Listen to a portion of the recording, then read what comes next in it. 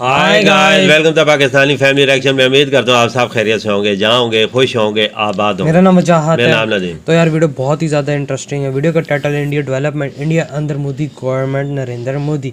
तो वीडियो का टाइटल बहुत ही ज़्यादा कमाल है। आप देखेंगे इसके बारे में तभी आइडिया होगा। तो इन वीडियो का लिंक आप लोगों को मिल जाएगा डिस्क्रिप्शन में। लाजमी के चैनल को सब्सक्राइब करें। तो वीडियो पहले देख लेते हैं, फिर उसके बाद ही कुछ कैप पाएंगे कि इंडिया कैसा है मोदी गवर्नमेंट के अंदर। तो स्टार्ट। दोस्तों, सन 57 के गदर के बाद से ही अंग्रेजों को लगने लगा था कि अब हिंदुस्तान पर राज करने के दिन गिने चुने रह गए हैं। बिल्कुल।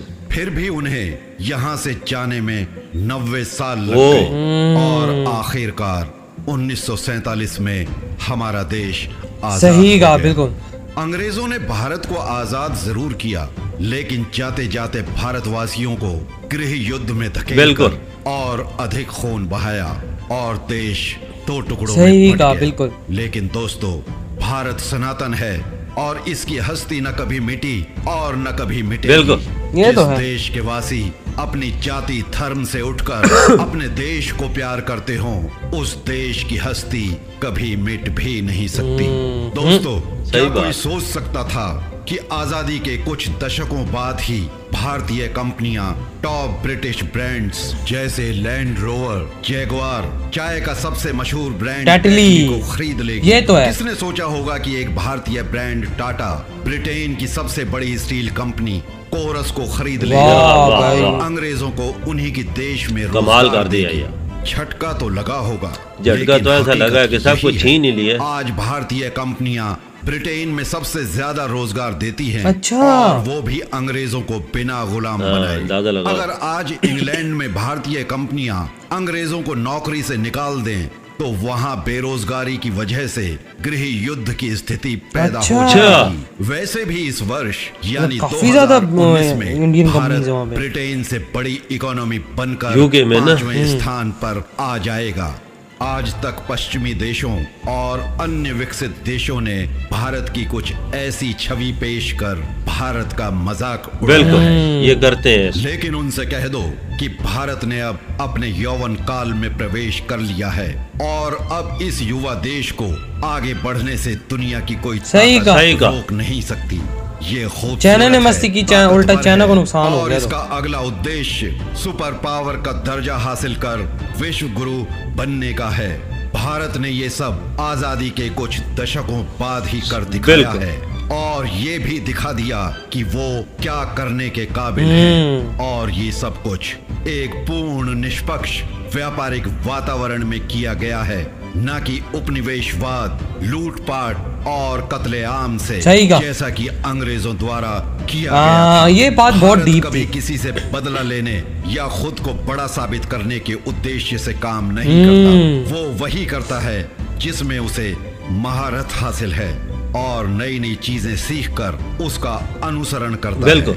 वो सिर्फ योग, आयुर्वेद, आईटी, अध्यात्म आदि का ही गुरु नहीं, बल्कि व्यवसाय में भी गुरु है। आज भारतीय इकोनॉमी रफ्तार बिल्कुल। पकड़ चुकी है, लेकिन याद रहे ये तो अभी शुरुआत है। टॉप गियर में जाना तो अभी बाकी है। भारत की युवा शक्ति और संसाधनों के भंडार में अभी बहुत शक्ति और क्षमता बाकी है, जिसका इस्तेमाल आने वाले वक्त में किया ये तो है। जाएगा। इंडिया की ग्रोथ रेट दोस्तों, बहुत तेज बिल्कुल। आइए अब जानते हैं भारत के प्रमुख उद्योगों के बारे में। IT sector, information technology industry Bharat के लिए विश्व का सबसे बड़ा डेस्टिनेशन सोर्स है। ये बाजार लगभग 130 अरब अमेरिकी डॉलर का अंदाजा है लगा लो। और इसमें हमारी आधी GDP है ये। 67% की हिस्सेदारी है। ग्लोबल स्टार्टअप्स में लगभग 4300 स्टार्टअप्स के साथ भारत तीसरे नंबर ओ पर भाई आता साहब। है। साइंस एंड टेक्नोलॉजी, बहुत हमारा तरक्की हो। देश जो कि एक न्यूक्लियर पावर है, विश्व में टेक्नोलॉजी ट्रांजैक्शंस के मामले में आकर्षक स्थलों में तीसरे स्थान पर अच्छा है। Indian space research organisation ISRO अपनी खुद की नेविगेशन प्रणाली विकसित कर चुकी है। भारतीय क्षेत्रीय नेविगेशन सैटेलाइट सिस्टम को लॉन्च कर चुकी अच्छा। है। इसका तात्पर्य ये है कि पश्चिम में जिसे हम जीपीएस कहते हैं, भारत के पास अब इसका अपना संस्करण मौजूद वाह है। अपना इस जीपीएस कमाल है यार। भारत दूसरे देशों जैसे यूके, जर्मनी, सिंगापुर, फ्रांस आदि के सैटेलाइट लॉन्च कर उनकी मदद कर रहा है। अंदाजा इसरो लगाओ। चंद्रमा और यहाँ तक कि मंगल तो ग्रह कितने तक तरह की भी याफ्ता मुल्क हैं, अंतरिक्ष इंडिया की अभियान मदद हासिल कर। सफलतापूर्वक पूरे कर चुका है। अगले महीने यानी जुलाई 2019 में चंद्रयान मिशन 2 का शुभारंभ होगा और इससे पहले मिशन ए-सैट पूरा कर भारत अमेरिका, रूस और चीन के बाद चौथी महाशक्ति बन चुका है। वाह। आने वाले वक्त कमाल। में शीघ्र ही ऐसी भारत चीजें बंदा का सुनता है, अपना goosebumps मिलते हैं, स्पेस सही करके। स्टेशन भी होगा।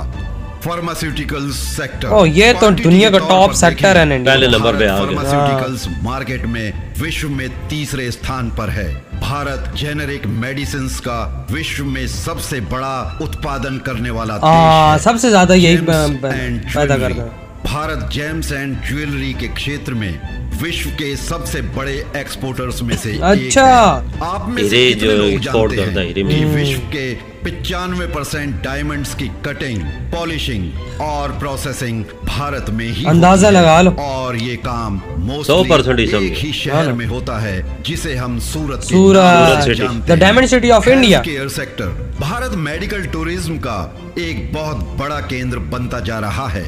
आधुनिक चिकित्सा हो और चाहे आयुर्वेदिक चिकित्सा हो, चाहे नेचुरोपैथी हो और चाहे अध्यात्म द्वारा चिकित्सा हो, भारत इन सब के लिए ही विश्व में आकर्षण का केंद्र बनता जा रहा है।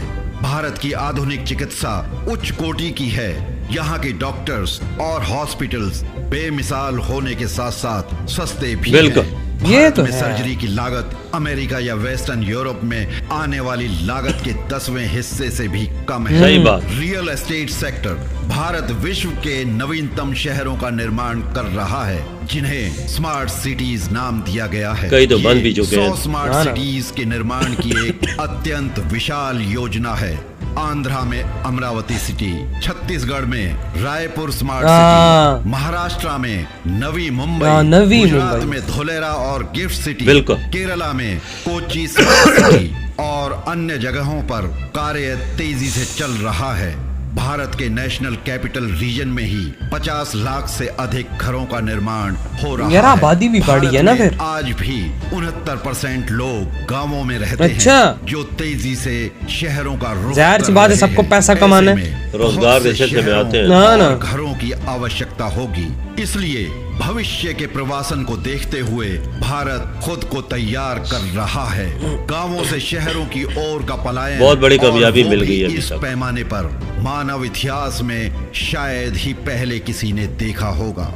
इंफ्रास्ट्रक्चर सेक्टर भारत अपने इंफ्रास्ट्रक्चर का विकास एक विशाल पैमाने पर कर रहा है। राजधानी दिल्ली में पहले से ही 250 किलोमीटर से अधिक की आधुनिक मेट्रो रेल है और इसमें सैकड़ों किलोमीटर का और इजाफा होने वाला है, जो कि इसे विश्व का सबसे बड़ा मेट्रो नेटवर्क बनाने वाला है। भारत के सभी प्रमुख शहरों में मेट्रो रेल का विकास हो रहा है।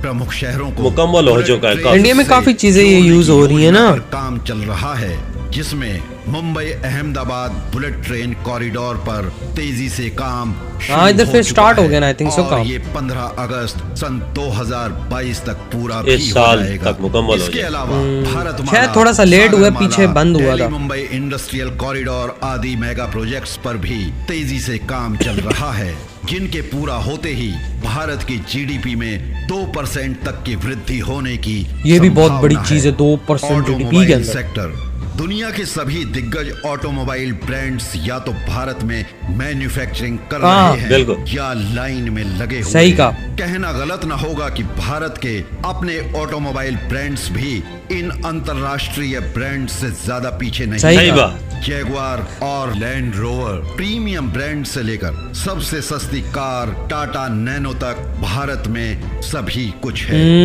एग्रीकल्चर सेक्टर दोस्तों, भारत मसालों व मसाला उत्पादों का सबसे बड़ा उत्पादक, उपभोक्ता और निर्यातक है। हमारा भारत एक बहुत ही बड़ा स्रोत है स्वादिष्ट आमों का, दालों का, आम इंडिया के बहुत मशहूर है, बहुत फेमस है यार इंडिया के। चावलों का, जो अपने स्वाद और खुशबू के लिए विश्व चावल, वनस्पति भी बहुत आपको ये फेमस है। जानना भी जरूरी है कि भारत के नॉर्थ ईस्टर्न स्टेट्स का कृषि कार्य पारंपरिक जैविक खेती पर आधारित है। आखिर में यही कहूंगा दोस्तों, चाहे आप विश्व में कहीं भी हों, किसी भी देश में हों, आपको पता होना चाहिए कि किसी न किसी रूप में आपका भारत से वास्ता पड़ना ही है। बिल्कुल, ये अवश्यंभावी है, जिसे टाला जाना बहुत मुश्किल नामुमकिन है, क्योंकि भारत तेजी से खुद को भविष्य की टॉप 3 इकोनॉमीज के रूप में स्थापित कर रहा है। मेरा विश्व के सभी भाई बहनों से विनम्र निवेदन है कि आप खुद को उभरती हुई तूफानी शक्ति के विषय में शिक्षित करना शुरू कर दें, जिसे लोग भारत के नाम से जानते हैं। दोस्तों, इस वीडियो को यहीं समाप्त इधर हुई ये वीडियो खत्म। अब आते हैं अपने रिव्यू की तरफ। तो यार इसमें कोई शक नहीं, इंडिया ने मोदी गवर्नमेंट के अंदर बहुत ही ज़्यादा तरक्की की। यार आज 2022 आ चुका है, नया साल है, इलेक्शंस भी करीब हैं, लेकिन अगर इनका काम देखा जाए तो काम ऐसा है कि जिस कोई भी गवर्नमेंट ने नहीं किया।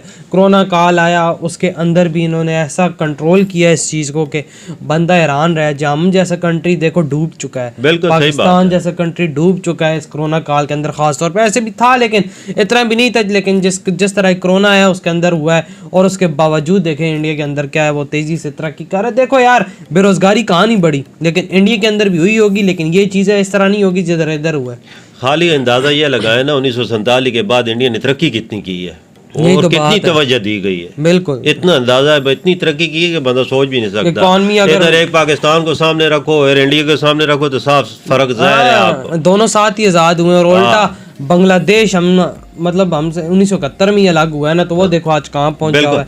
और लेकिन ये है कि बस एक लीडर अच्छा, बांग्लादेश को भी लीडर अच्छा मिला हुआ है और इंडिया को भी लीडर अच्छा मिला हुआ है। जो इनको जब लीडर अच्छा मिले तो आपको पता है फिर क्या होता है, और इंडिया की इकॉनमी कितनी तेज़ी से ग्रो कर रही है।